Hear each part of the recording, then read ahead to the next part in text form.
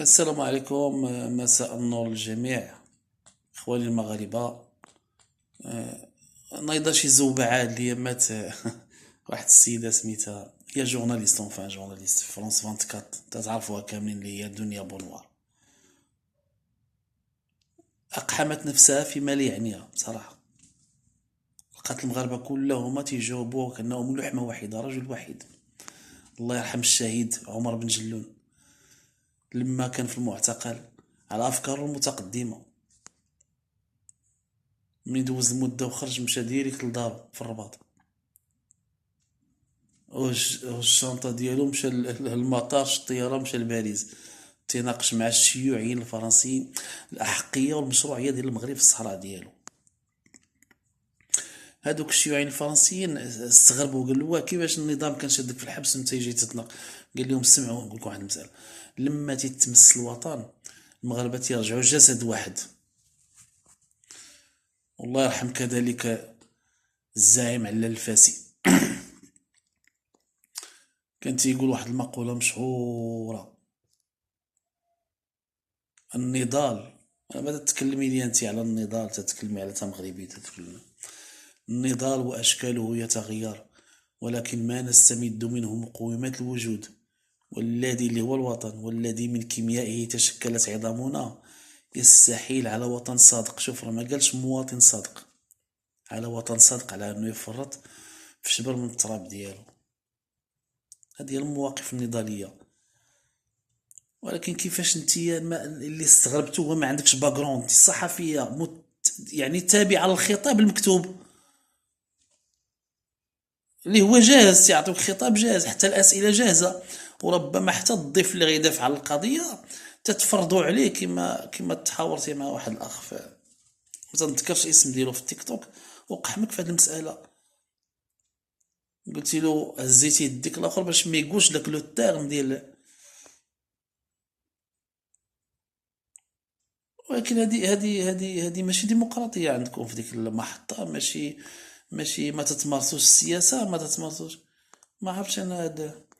واللي استغربتو هو انت ما عندكش باكغروند، ما لا تفقهين شيئا في القضيه، او ما تتعرفي السيروره التاريخيه والسياق التاريخي، ما تتعرفيش المحطات، ما تتعرفيش السنوات، ما تتعرفيش الحروب، ما تتعرفيش القبائل، ما تتعرف. ملي تيسوق تقول انا ما تنعرفش هادشي، ودرتي حوارات مع وحدين اللي ربما ديتورني بحال دوك اللي ديتورني لافيون تاع داك وفي الاخر شنو وقع؟ مازال. ولكن انا كون منك، وهذو كلهم اللي حاوروك راهو مواطنين مغاربه. ما غاديش نقول ماشي من نخبه، ولكن قصيهم في المشاعر ديالهم. مواطنين ماشي برلمانيين حاوروك، ما حاوروكش نخبه سياسيه، ما حاوروكش رؤساء الاحزاب السياسيه في المغرب، حاوروك مغاربه رجال ونساء. قصي المشاعر ديالهم، وفي الحقيقه قحموك وفهموك لواحد الدرجه اللي هي بين قوسين مذله. كيفاش نتيا ديالنا وتنعتزوا بك وتنشوفوا الحوارات الصحفيه، دوك الحوارات التي تديرينها في ديك المحطه بين الضيوف ما يكونش عندك باكغراوند، يعني كيفاش؟ ما فهمتش انا. ونزيدك واحد المساله، لما مشيتي للجزائر نورمالمون اول حاجه كنتي ديري كنتي تمشي لمدينه تلمسان وتدخلي للمسجد الذي بناه ادريس الثاني، اللي هو الابن ديال ادريس الاول، هو وخوتو لما كانوا في الرجوع ديالهم في الرحله ديالهم للمشرق او جزيره العرب، وتصلي فيه واحد جوج ركعات، تقول هادو بناو ديالنا. كنتي تمشي للمنطقه ديال ما يسمى بواد شلف او واد شليف، اللي دخل القائم بالله السلطان المغربي معاه جنود جيش مغربي،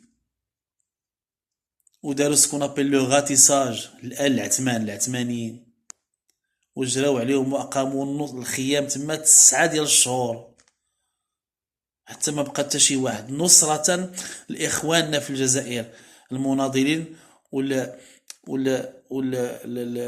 المجاهدين اللي كانوا في الكهوف وفي تخوم الجبال. سيري خصك تقراي شويه، تمشي اللي بغي يقراي، راه جوجل ما يمكنش يعطيك سيري اللي بغي غير بوكيني شويه، ديري شويه البوكينات بحثي. ومنين قطعوا هما الحوض المتوسطي، جاو المنطقه ديال الميريا، بغاو يدخلوا للمغرب، لما احس بالخطر السلطه المغربي والجنود رجعوا باش يعزوا القوائم والزوايا ديال الحدود المغربيه.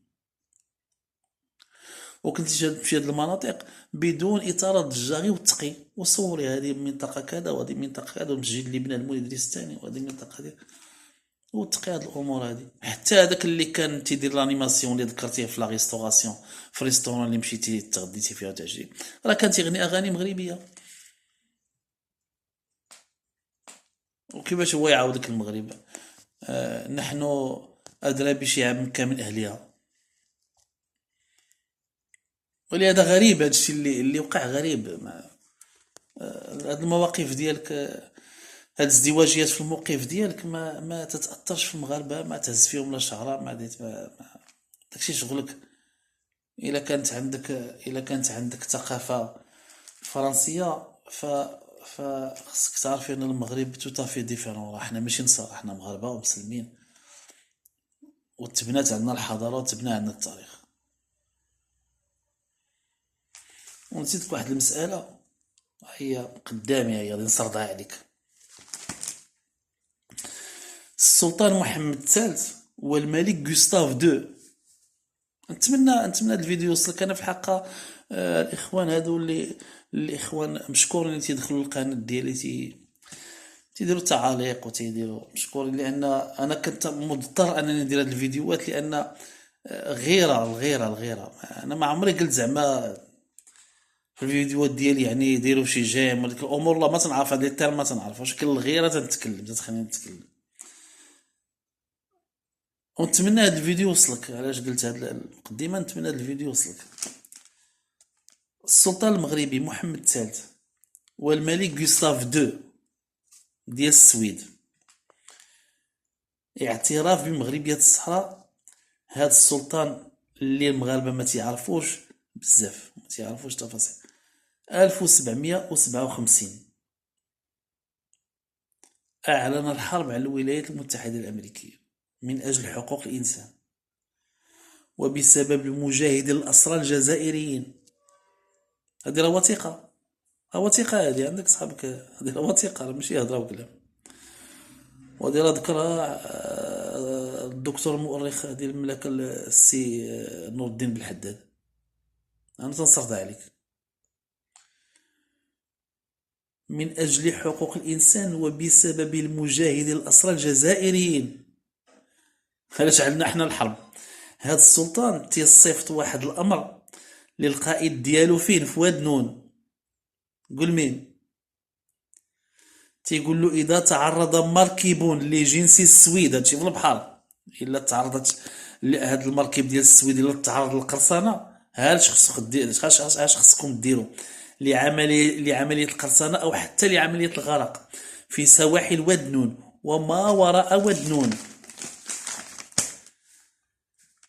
اشنو كاين وراء واد نون؟ كاين سواحل الساقية الحمراء وسواحل والذهب ثم سواحل بلاد شنقيط. فعليك أن تقدم المساعدة. هذا راه أمر سلطاني في ذاك الوقت، الطقم لنجدته في ماله وبطاعته، يعني يكون تخدم الطاعة ديالو، وأن تصون حرمة النساء. هذوك السويديات اللي راكبين تما، حتى شي مرأة ما تتعرض للاغتصاب أو تتعرض لشي عملية جنسية، بل حتى إلا بغاو يقدموا هذوك القداس ديالهم ديك الصلاة الدينية، يهبطوا من الباطو ويصليو. 1763 فينا هي حقوق الإنسان؟ واش كاينه بحال هادي؟ بحال كاين شي حقوق الإنسان بحال دابا؟ هذا القرن 17 هذا. ولهذا أنا ما عندي حتى شي خلفية، غير غير غير هاد المسألة هادي شوية صعيبة. مغاربة العالم في الحقيقة القلة فيهم اللي ما فاهمين السيرورة التاريخية ديال البلاد، راه خرجوا شي خرجات هكذا عوجين، لهذا خصكم ترجعوا لجدة الصواب، وخصكم ترجعوا للتمغربي ديالكم. راه مهما كان تحمل الجنسيه اللي بغيتي، تطلعي حتى القمر يعطيك جنسيه في القمر، غتبقاي مغربيه. حنا ما تنفرضوهاش عليك، سقطيها الا بغيتي تسقطيها، ولكن ليس هكذا تؤكل الكتف. والسلام عليكم ورحمه الله تعالى وبركاته.